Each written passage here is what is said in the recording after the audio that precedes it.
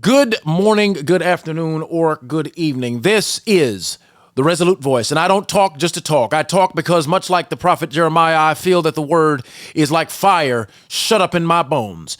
And I have seen throughout my life, I've seen the issues that plague our community. I've seen what happens when children grow up in fatherless homes. I've seen what happens when our community operates from a consistent place of degeneracy and dysfunction, and I want to change that. So if you take the time to listen to what I have to say, you are not part of just being another viewer. You are not just part of the content sphere. You are a part of the remnant. You're going to hear three things on this podcast that I talk about quite often that hold our country by a thread: faith, family, and freedom.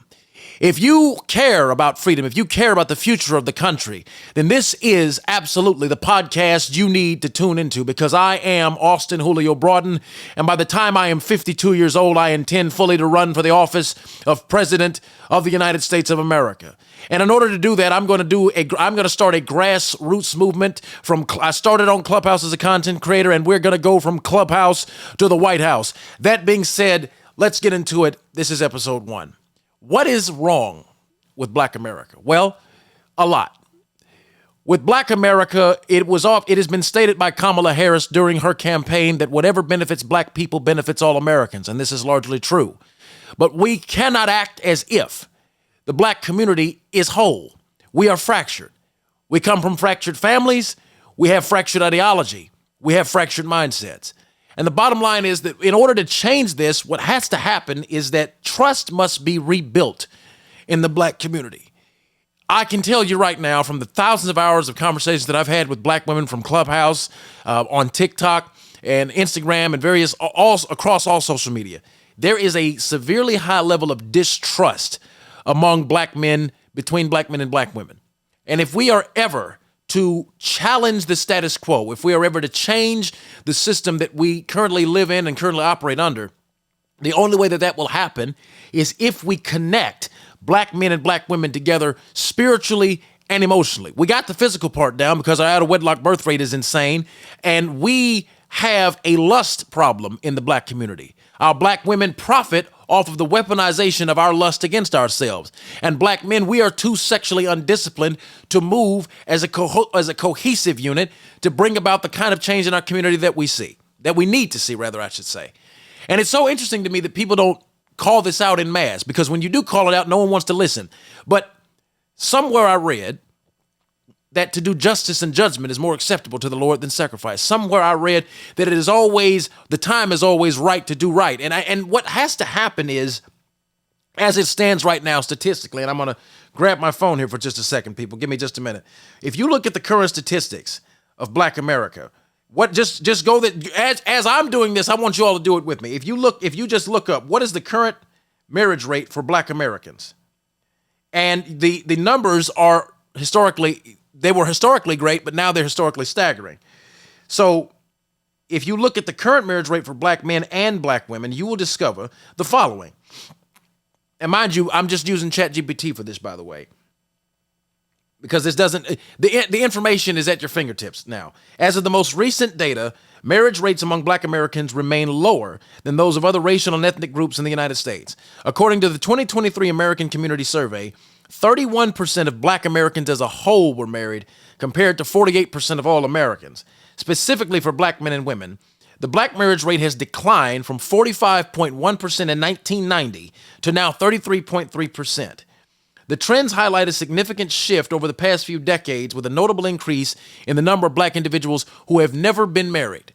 Now, that's an interesting statistic.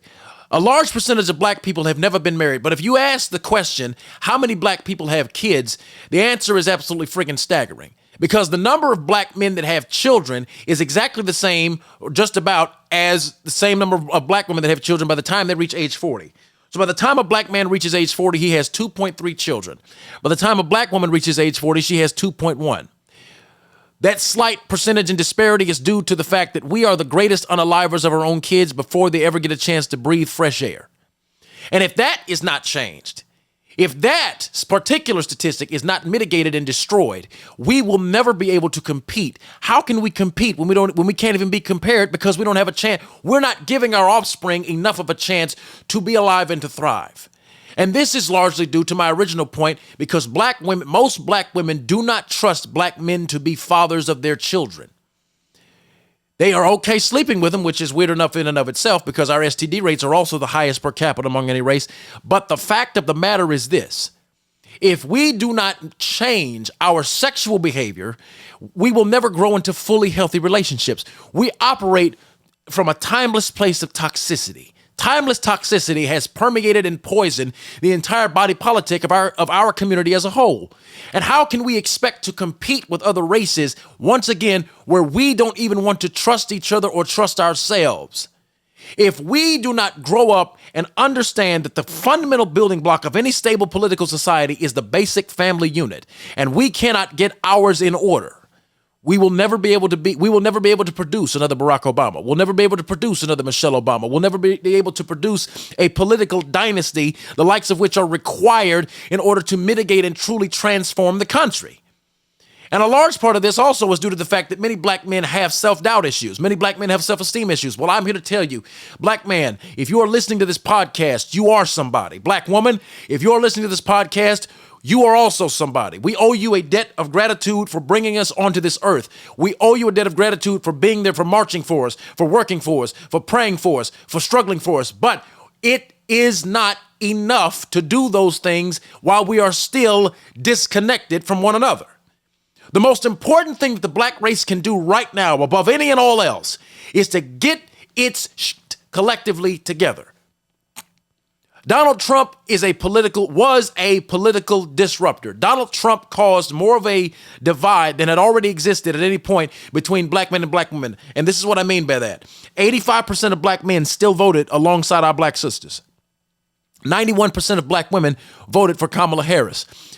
But that was not had that candidate won, she would not have been beneficial to our community. Right now, what we need is money. What we need, for those of you that have watched Baby Boy, this is about guns and butter, baby.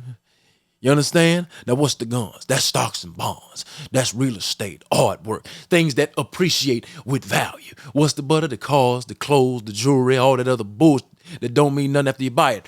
In order for us to win, we need policies and presidents that are pro-capitalism. That is the current system that we live in the United States. It's a mixed economy, but it leans more towards capitalism.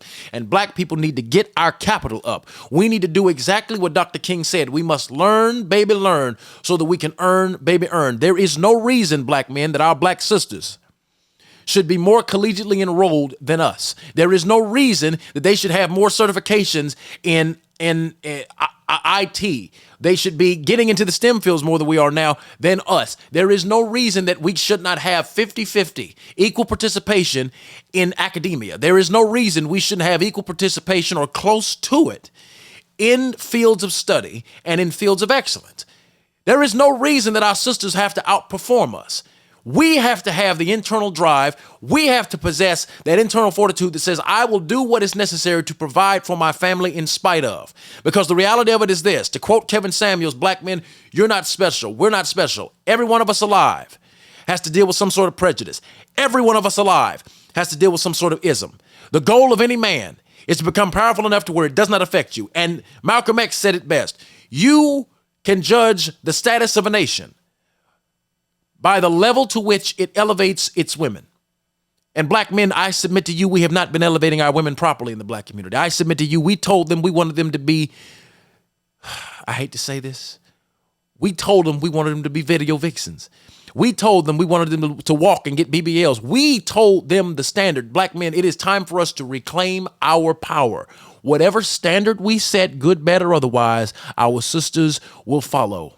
So the fundamental thing we have to do right now, for those of you that have watched this episode and made it this far, please leave a like. Let me know that you're subscribed to the channel.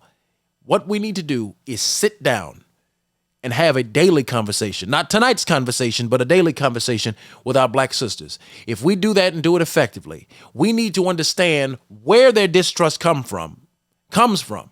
And we need to understand what we need to do. We need to ask them, what do we need to do? What must we do to save our community and to save our families? Gentlemen, for us, we got to also keep it in our pants. Anybody that knows me knows my story. I have one out of wedlock child. I promised myself I would not produce any more kids out of wedlock. Anyone that knows me and has followed me for any degree of time, you know that and you know my story. If I have the capacity to self-correct, so does everyone listening to this podcast. If we can self-correct, we can then correct the course of the country. We can correct the course of the world. Black people, we influence the culture in every way possible globally. We have global influence. It is time to monetize, marketize, and weaponize it for our benefit and the benefit of our children. We owe our children everything that we have. Period. Point blank. End of story. This has been the Resolute Voice from the 52nd President of the United States, God willing, if the creek don't rise. If you've liked this, drop a comment. Let me know you've liked it. Let me know what topics you want to see addressed. We will eventually have on guests on the show, but let me know what you like and what you don't like. You dig?